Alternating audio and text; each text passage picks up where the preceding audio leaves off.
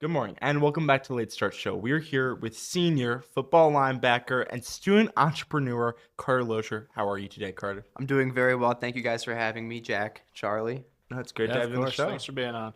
Well, Carter, when did you first join the U.S. community, and what's the story of how you ended up here at U.S.? So I came here as a freshman. I'm a Jarvis Scholar. Um, I mean, I loved my shadow days. I shadowed twice just to make sure that was the right fit. I had a brother who went to Gilmore, but I mean, really, it was the community, the all boys aspect that really drew me, and that's why I think I came here. So. Yeah, and for those that don't know, what is the Jarvis Scholarship? How'd you earn it? And then I guess the follow-up to that would be, does that scholarship kind of give you a sense of responsibility or pressure for you that you kind of have to live up to those expectations because of it? So the Jarvis Scholarship is awarded to incoming freshmen. It's a 4-year, fully funded scholarship given to 10 freshmen each year. I came here from St. Francis of Assisi, just down the road, and I had a really great 8th grade year there. I was very involved in community and in service. And when I came here, I was really thinking like, man, did I peak in 8th grade? Which was a little scary, right? I had a lot of expectations to live up to, mostly set on by myself. And I think being a Jarvis kind of fed into that in the sense that I felt like I had some other responsibility to be greater. And while I think that an attitude like that can definitely be dangerous, thinking about like, am I putting too much pressure on myself? But I think that pressure can also be a good thing. I think it's kind of shown me that I need to grow and to do more. I coach basketball with my dad. I've done theater here. I own my own business, right? I played football. Like I feel like I've applied myself in so many different ways to get the most out of this experience. So I think there's definitely pressures there, but at the same time, I think it can also inspire you to do more. What was that transition like to US academically and socially? Obviously, I never had kind of transition, but a hmm lot of kids I talk to, right, kind of talk about that transition academically being a step up, and socially, obviously, you're kind of a new place. What was that larger move kind of for you? Yeah, I mean, I really only knew 3 people here. Only one person in our class, and then a couple of upperclassmen. And socially, I think it was definitely rough starting out. It's a very different environment going from a school where my graduating class was 22 kids, um, and coming here where it's 100 kids to a class. You're making connections and bonds with upperclassmen as well, and I think playing a fall sport definitely helped, right? Playing football, like you kind of get acclimated on day one, guys, and I think it really helps. But I would say academically, it was definitely a step up. I mean, U.S. is the number one ranked school for boys in the state for a reason. But teachers help. Like it's the cliche answers, right? You can meet with teachers all the time. And it really is a smooth transition, especially because I feel like they give incoming freshmen like a lot of leeway. So Yeah, and we're going to try to get to all of those interests, but first we're going to talk sports. So you mentioned you joined football yep. as a freshman. What was it like jumping into U.S. football as a ninth grader? What was that transition up to high school football like? So I was lucky enough to in my like middle school years be on some really good football teams. Specifically like my 8th grade year. We really didn't lose. We went undefeated up into the like CYO championship. And so it became different because I kind of found out what it was like to lose. Um, and like our freshman team was good. And we had success, especially on the varsity, my first 2 years here, especially. Um, but I had never really played any position besides offensive line, defensive line. I was a fat little 8th grader. Hit my growth spurt pretty early. So I had to learn how to play linebacker, which was really fun. Like linebacker, I have enjoyed so much. I'm very sad that I will really never get to play the position. At any sort of like organized level, anymore. But I mean, for the experience that I had, I was so happy with it. So. We kind of talk about the fact that you're not only involved with football, and a lot of our Hmm. students here are not only involved with one sport, but you're also involved with basketball. Yes. You played on the basketball team when you first came to US, and at some point you kind of made this unique change that not a lot of students here get to Yeah. do, and took a coaching role for the JV team. How did that opportunity come about, and how have you kind of had fun with it? So my sophomore year, week 2, I tore my ACL in my left knee, ACL, meniscus, sprained MCL. And I was planning on playing basketball, right? I played freshman year, and I love the sport, right? I love being around it. I'd like to think I have a very analytical mind when it comes to it, when it comes to sports in general. And my dad has always coached. He coached me, up until 8th grade, baseball, basketball, never football. But he was offered the JV job here. And he was like, hey, if I take this, Carter just tore his ACL. He wants to be a part of the program. Could he come coach with me? And so that's how that kind of came to be. And it was rough at first. I was coaching guys that had been my teammates like the year prior. I see these guys at my house on the weekend as my friends, and I got to go coach them. But I really feel, especially in the last couple of years, as if like, it's become less about maintaining a friendship and being a coach and more about being a coach and then building a friendship, right? Because I'm meeting a lot of these guys and getting to know them for like the first time. But yeah, that's really how I became a coach. And I've loved it. I've loved coaching more than I've ever loved playing. And I've always wondered about how challenging that would be to coach your peers that are just 1 to 2 years younger than you. Do you feel like you have to work to earn their respect in that role, or do you feel like just through your mentorship and being able to relate to them, you can kind of do that naturally? I would say it's a mix, especially in the last 2 years. I feel like I have learned how to manage both like seeing these guys at school and then at practice and, kind of having to yell at them sometimes. Um, and I feel like it helps when, I've got a group of all sophomores and one freshman this year who look up to me as an upperclassman and as a coach. Um, I feel like my respect is earned based on the amount of time that I put in. I show up for these guys. I watch film. I do whatever I can. I stay after practice to make sure that these guys are getting like all the extra work and the help that they need. And I like to think I'm the calming voice out of the coaching duo between me and my dad. And so I think I've earned their respect, and at least I hope, and I hope that's what they'd say. So. Outside of sports, you decided to push yourself in a completely different way and kind of theater, right? Yeah. What made you Oh, yeah. decide to audition for a school play? How has that kind of played out your high school career, and what do you just love about it? Yeah, so I have only ever been able to do theater my sophomore year, but I loved it. I'm planning on doing the spring musical. Um, I started doing theater when I think in 6th grade. It's always kind of called to me. At least just like, you can kind of step into the shoes of somebody else, get to know people, not just, through who they present themselves to be, but who they like become in theater. And I think it's a really special experience. Like, as much as I like enjoy practicing for, football or helping out with practice for basketball, like nothing as far as practicing wise has ever been as fun to me as rehearsing for a play or a musical. So. Yeah. And then another big chapter of your story at US is your entrepreneurial venture of good for you smoothies and then not so good for you milkshakes. Mm-hmm. You even landed a feature in the Cleveland Magazine, Yes. which is congratulations. Man, you guys on do that. your research. Yeah, we do some background research. So where did that idea come to start selling smoothies at school, and how has it grown over time? So I'm an Jarvis Scholar in Entrepreneurship. It's a phenomenal program. I don't know if you guys are a part of it. We're the Burn Scholars, yeah. Okay, Burn Scholars, yeah. And so one of the requirements is to create a micro business that generates $1,000 in revenue. And I think I was talking with my mom like after school one day, and I was like, man, I really wish there was a way that, before practice, if I forget to pack a snack or whatever, like, especially on Mondays and Fridays, because the USP doesn't sell those days. Like, man, like I really wish I could go get like a smoothie at like Smoothie King or something. And my mom was like, why don't you start selling smoothies? And so I took the initiative. I went and I got the approval from everybody that I needed to.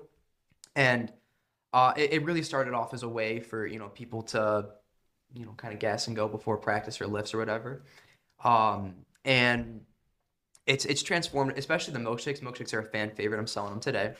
Um, and it's all about finding what people want, finding what people like, taking all of it into consideration. Like when people come to me with feedback, I always take it into consideration. Like I love when people are telling me what I'm doing right and what I'm doing wrong.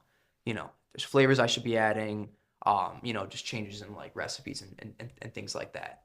So that's kind of the story of that. So. What was that reaction like from classmates and teachers when you first started selling it? And obviously, you talked about kind of getting that feedback and growing, but what was just kind of the overwhelming idea when you first started doing it? And how has it grown from just that idea that you had with your mom to a business that everybody says good for you? Oh, yeah.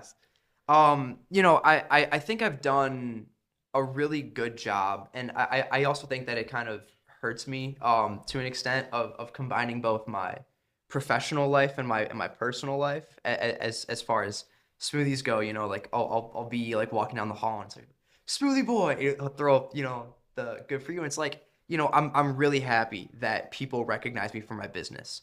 Although I will say it does get a little annoying when I'm in the weight room and I get called Smoothie Boy 3 times in a row by 3 separate people. But I really think that the people are the most important part of it. There'll be the kids that get off the bus from the lower school that'll come up and they'll always come buy a milkshake. And getting to watch them like smile as they drink their milkshakes, and usually their mom will pay for it. But it's really nice to see that kind of human connection that I'm able to build through just something as simple as my business. The you I throw up, it's something that like kind of everybody can do. Like people that I really don't know, like that I've never talked to before, will throw it up at me, and now we have a sort of connection there just instantly. So I do think it's a really special thing to have. And we've talked a lot about the success that you've had over all of the things that you've done, but I'm sure there have been some setbacks that maybe people don't see. So has there been maybe a time when you're on your smoothie business and the blender breaks, something goes wrong, or sports, you talked about your injury or something that went wrong, a failure that you've really had to grow from and it's made you better? Yeah, this is a story that I love to tell because it was right before winter break last year, and I'm getting my smoothie stuff prepared. I'm making a few up. I got out of class a couple minutes early, and I open my doors and I start blending a smoothie. And it was I'd started off with my parents' Vitamix, and it was like a Ninja blender. And this Ninja blender, I think they got it as like a wedding gift, right? I mean, the thing is like 20 years old. And I start blending and it's not blending. So I like take the top off, put more milk in, try to stir it up a little bit, and it's not blending. And I keep it on for like a couple seconds too long, and I just see start like black smoke just start coming off of it. And like I like unplug it, I take it off, and like the bottom just like shoots off. Like the thing exploded like while I'm trying to prepare for my smoothies. And so I had to scramble, right? I have one blender. And there is a line of people like waiting for me to start making smoothies. So I very calmly explain to everybody, hey, there's probably going to be a backlog. I'm going to get through my pre-order guys first. If it's going to be too much of a wait, especially like the speech and debate guys, or favorite practice to go to, I wouldn't recommend, waiting around. But a lot of people stayed. And I think it's, pretty telling that, people enjoy the product that I make and they're willing to wait for it. But it also kind of taught me how to think on the fly, right? I had to, only use one blender for the duration of the day, which really is not fun, especially when, there's 30 guys waiting for you to make a smoothie. But just the resilience and I guess the creativity that it taught me how to use, that's something that will never leave me. Like, I think it's a funny story to tell, but it's also such a great lesson for me to share. As a senior, you'll be leaving US soon. So what's the plan for Good For You when you graduate? Do you tend to kind of pass the torch on to someone else at school, or will the smoothie stand close up, kind of stand close and stay that way kind of when you leave? So right now the front runners to take over the business are sophomores, Challen, Bell, and Toby Drake. They've been helping me out this year. I've been kind of teaching them, how to run the business, everything that goes into it. And they've taken it really seriously. Like they've done such a great job this year. I feel very confident in the future of Good For You Smoothies. So Glad to hear it's going to keep going. Yes. yeah. Talking again about all those hats you've worn, scholar, athlete, actor, entrepreneur. How have you managed to excel in all those different areas? Because I would imagine that kind of when you spend more time on one, another drops off. But how have you managed to kind of keep all of those up as you go? I'm somebody who very much thrives off of having like something to do, right?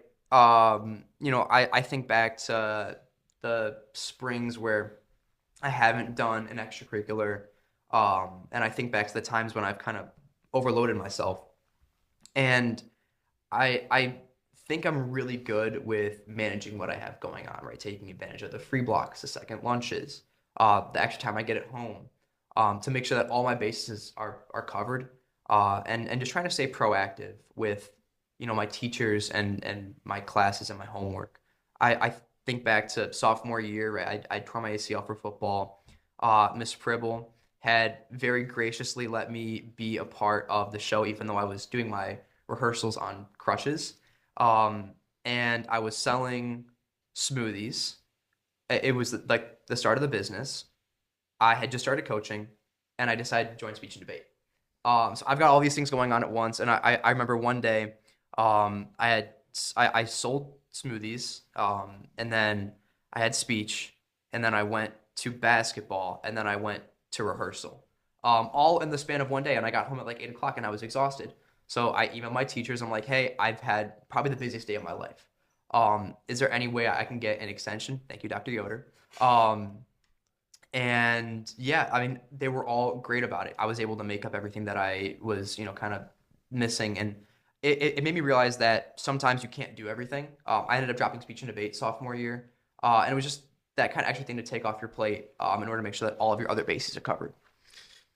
Looking ahead, obviously you're in the senior year, so you're looking at colleges, kind of in that process. What do you kind of want to study in college, and are you leaning towards any particular colleges or majors at this point? So I'd like to think I'm good at business, economics, finance, that type of things. That's what I'm really looking to go into. I've been looking at schools with good business programs. Front runners right now are Ohio State, Vanderbilt, UNC. But it all depends on where I get into. Just kind of wait and see. Because nothing's guaranteed, especially with far reaches. UNC and Vanderbilt, especially like those out of state, especially are impossible to get into. But we'll see. I've got a lot of safeties or foundationals on my list. I do wish I would have stayed a bit more on top of it throughout. Because I'm finding now that while it's not unmanageable, I do have to catch up a little bit, but it shouldn't be too bad. I'm sure you'll excel wherever you end up, and part of that is because, I'm sure US and all those experiences have prepared you for that next step. Are there any particular experiences or lessons from here that you think will help you succeed at college in a different environment? I would say, especially here, the connections that we make, not only with alumni, but also with the people that we surround ourselves with. Like, I just think that the quality of the student here is just so much higher. Like I believe I've found friends for life. And so as far as lessons I've learned, as I mentioned before, resilience and creativity through the times when you get swamped with work and you got to figure out a way to get through it on your own. But more so, I believe that people are the best thing to take away from here. Obviously football, I personally believe shows us the best, but US often emphasizes that brotherhood and really community. Can you talk about a moment when you felt that brotherhood at US, and how has that shaped the way that you just kind of look at this class? Yeah, I mean, I think you said it best. Like football is in my opinion, football mirrors life so well. You've got the good days and the bad, the days where there's so much work to be put in, and the days where you reap the rewards of the work that you put in. The 6 a.m. lifts, and then the victory Saturdays after a hard fought win. I believe that the brotherhood of a football team mirrors how we form relationships, especially through hardship in life. And now going to your family, because I mean, you've talked about your mom with the Oh business, yeah, coaching with your dad, and brother then your Gilmore. brother at Gilmore. So, how have your parents and siblings influenced your journey here over these 4 years? Yeah, my family's been nothing but supportive to me. I mean, everything that I've wanted to do, they've made sure that they are doing whatever they can to make sure that it's possible. Right? My parents are nothing but supportive, especially when it comes to my business. They help me grocery shop. I use their Costco membership to buy all my stuff.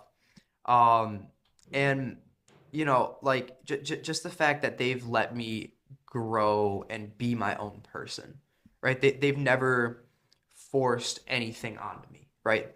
They've never said, "Hey, you have to go play football. You have to start a business." I've done these things on my own accord, and moreover, they've supported me through it. They've made sure that everything I do, I can do to the best of my ability. So, High school years can really shape a person. So how do you think Carter Loeser today is different from Carter Loeser as a freshman? And what would you tell yourself looking back then? man, I believe that if you can't look back on yourself 1, 2, 3, 4 years ago, however long, and not cringe a little bit, you've done something really wrong, right? We always are constantly growing as people, right? And I believe that I am a collage of the experiences and people that have shaped me. And I didn't know the same people now that or I didn't know the same people freshman year that I know now. And not only that, the people that I did know freshman year have also grown and changed. And especially being now a senior, the average maturity of everybody in our senior class has just gone up so much. And I think it's really special to see. And if I could give any advice to myself freshman year, I would say just got to be a bit more confident. I really think I've grown in confidence, especially. So, you've looked back and now looking forward, years from now. What do you hope people at US remember about Carter Loeser, kind of that legacy piece? And then do you see yourself staying connected to US down the road?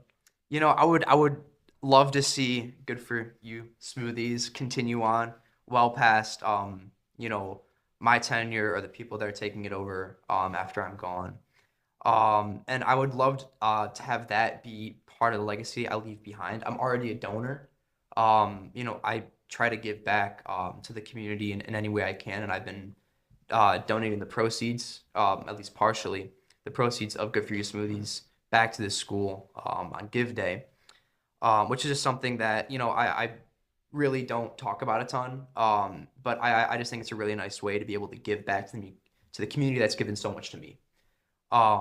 So I hope that the legacy I leave behind is not just through my business and through any donations that I give, but also through the quality of my character. I hope that there will be moments in classes when teachers look back and they say, hey, man, Carter Loeser was awesome at this. And we hear stories in classes where teachers will say, oh, it's the so-and-so rule because so-and-so used to always do this.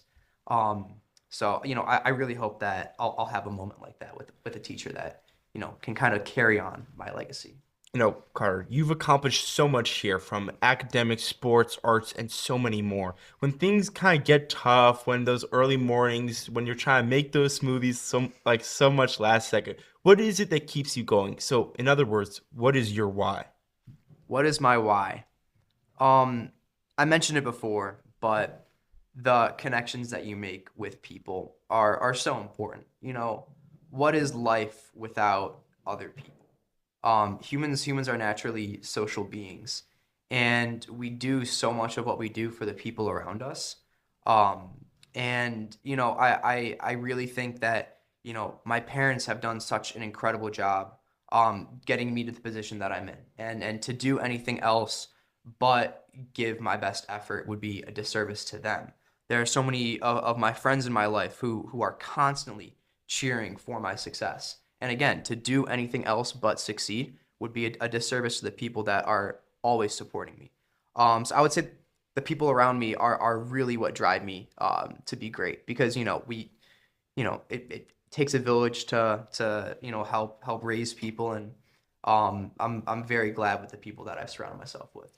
Well, Carter, it's been great having you on Thank the you guys show. so much for having me. I really enjoyed this. Thank you so much for taking the time to share your thoughts, experiences, and stories with us. To our listeners, thank you so much for tuning in, and we'll hope you'll join us next Wednesday for another episode of Late Start Show. Thank you, Carter. Thank you guys.